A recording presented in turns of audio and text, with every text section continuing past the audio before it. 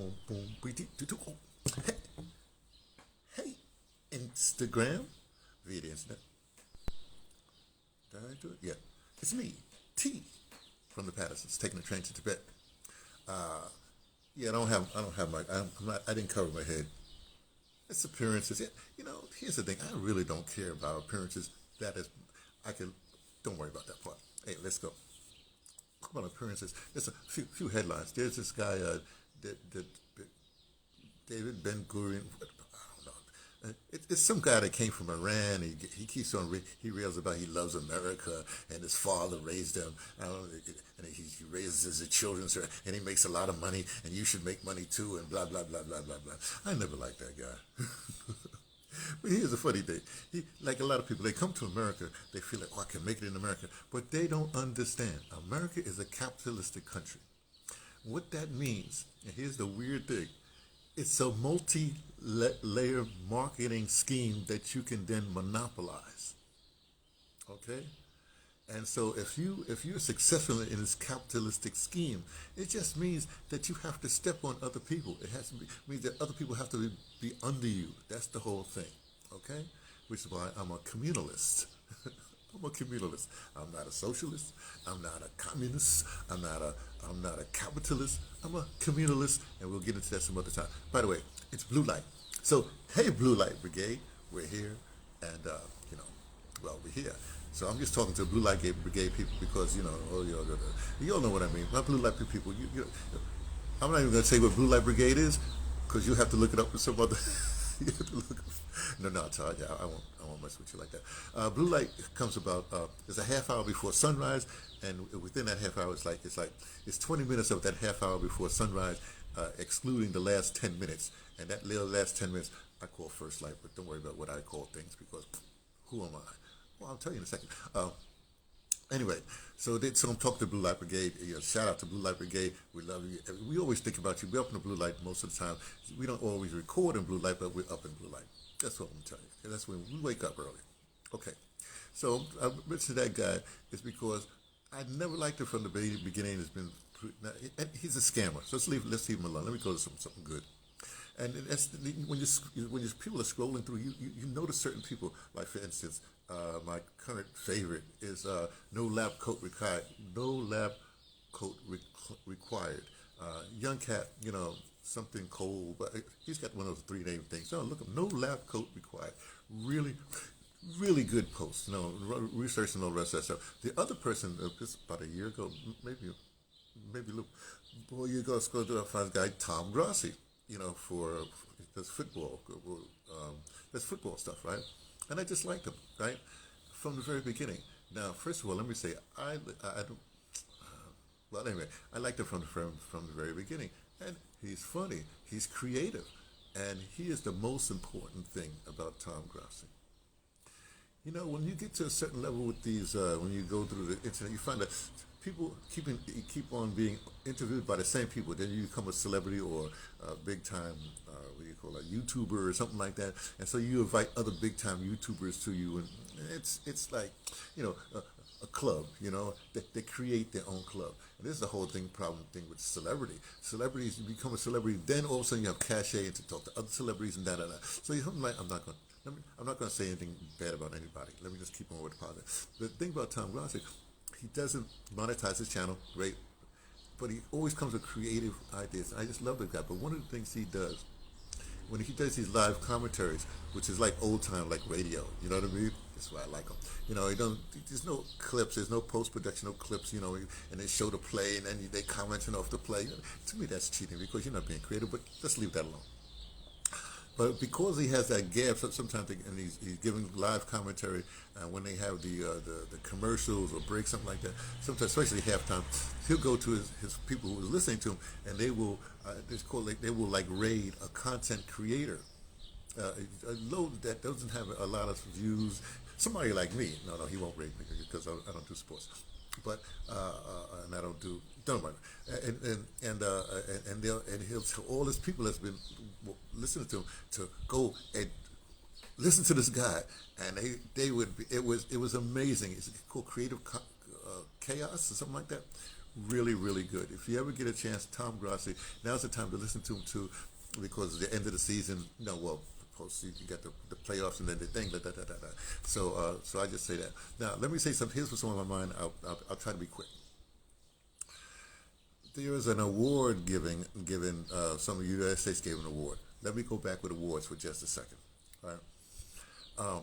When I became arts director, of WBI radio. I don't want to go into the whole thing, but there's basically three departments. There's the news department, there's the public affairs department, and then there's the arts, if you will, arts department, which includes the music department, drama and literature, and interviews, like your critics, like your dance critics, your movie critics, your critics, like that. They go there. Okay, great. So it's an unyielding thing. But when I became arts director, because I was at BAI, before I became arts BAI for at least like 9 years before I became arts director, I went through all the whole thing, so I knew about a lot of things.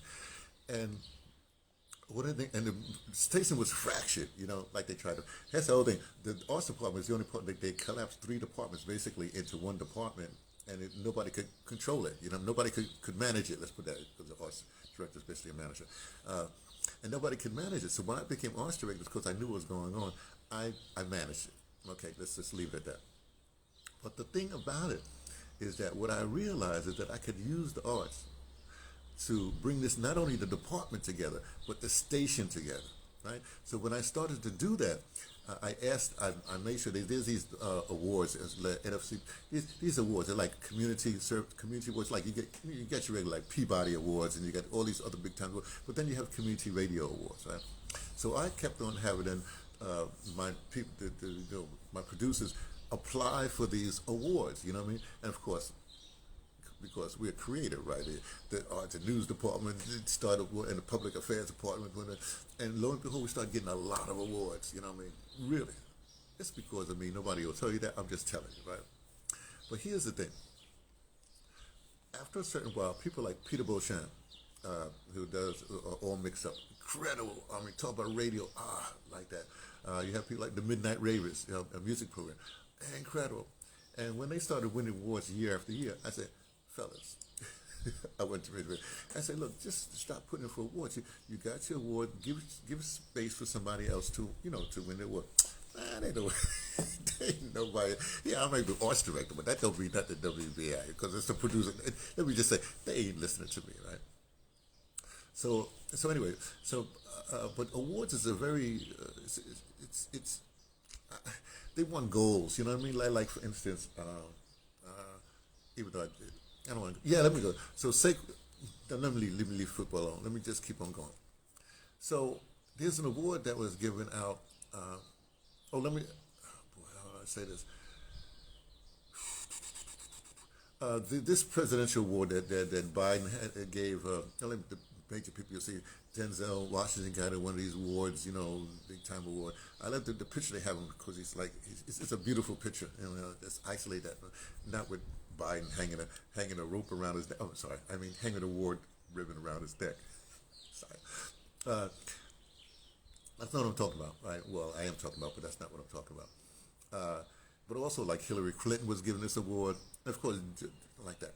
And so I haven't listened to any feedback about this, but I imagine it's going to be, he got an award, he accepted from, whatever people are going to have something to say, right? Well, here's the thing, if you will. I don't like look, I've had many awards. I had awards in my life. When I say awards, I mean, like for instance, here in South Africa, I won a very, I'm going to say won an award. It's a very big time award. It's the lottery fund. It's hard to get, right? And so I got that award to do an audio drama, doing audio drama. So I got that award, boom, boom, boom, boom. Let's go further back. I got an award, and I wasn't really looking for. I don't consider that award. I was looking for funding. That was funding, right? But back when I was doing awards, back in the '90s, right? Let me go. Yeah, I got two. Let me go to the other way first. The first big time award that I got was from the New York State. Whoever gives out money from that, and I won the thing for the Paul Robeson Fund gave me money to do an audio drama. That is the award. I think that may have been my first one like that. Anyway, that is the award that I cherish the most. Why? Because it's Paul Robeson's name is attached to it. I'm a Paul Paul Robeson. He was Princeton.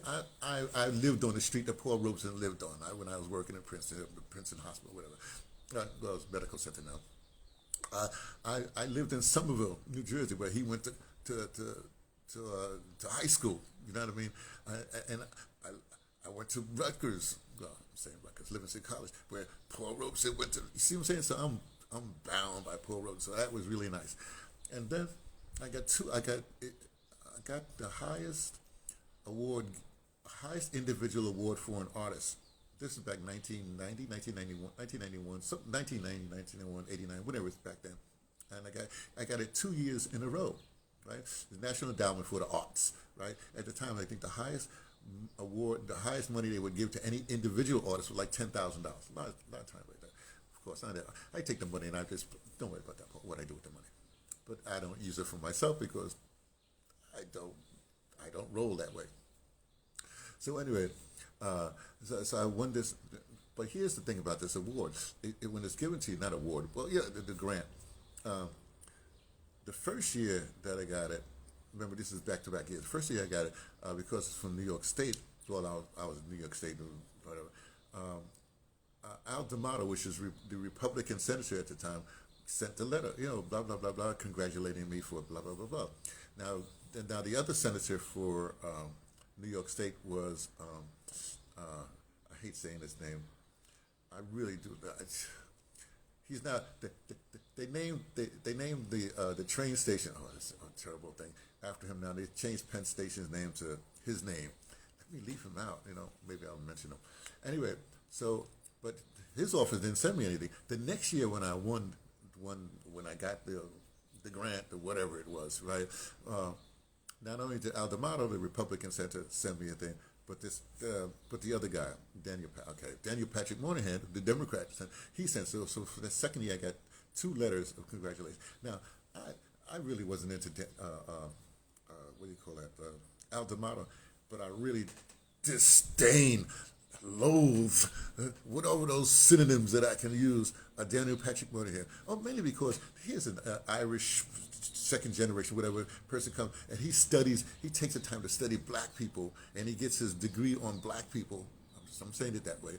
And then he gets into his paper that he put in, all the intellectuals, or the whatever policymakers, they picked it up, and then he becomes part of the Johnson administration, Johnson administration, and those things that he studied, whatever he put into which basically was detrimental to black people. We won't get into it. I just don't like the guy. I never liked the guy. I don't even want to go, even though it's a train station. I don't even like to go to Penn Station anymore. But I don't have to up here in Africa. That's the point. That's not the point. So I'm bringing this up just to say, when I got the award, like I said, I didn't like Al D'Amato, the Republican senator. I loathe the other guy, not a train station. But the award though came those individuals that signed the letter or whatever it is. The award comes from the senator or the 2 senators from New York State. So yeah, the award is given by a person, but it's in the name of New York State senatoring, whatever, how you want to say that. So when Denzel or whatever gets this award, yeah, he might have wanted to be given to him by who lost? He may wanted to be. No, he got it from Biden, right? Well, I don't like Biden. Maybe he did want it from Biden. I don't know. The point really is, it doesn't come from the president. It comes from the office or whatever, the office, whatever, of the president. So when you get an award like that, right, you don't look at the person giving you an award. You look at what the tradition of the award, right? So you got an award from the President of the United States, right? I got an acknowledged by the President, or given to you, but acknowledged by the President of the United States from a committee or whatever it is. So I wanted to say that. I need to say that because the way this goes, people are so into symbolisms and into, I don't know what y'all are into these days, but you have to separate certain things and certain realities. I guess I'm hinting at, right? Okay, I just had to lay that out there because I guess it's bothering me, right? What's deserving and what's not deserving, and somebody like no lab coat required, or the Tom Grassi thing. You could tell they when I say they earned it or whatever have you, but it comes from what they did, and they're not looking for acknowledgement beyond that. You see, I mean, when I what did I do? Let me just leave it there. I'm gonna stop. I don't want to keep on going, make this any longer than it should be. Okay, so that's so you know. I'll talk to you again sometime. Namely tomorrow. I'll be maybe from the airport. I'll be traveling. Okay, talk to you later. Bye.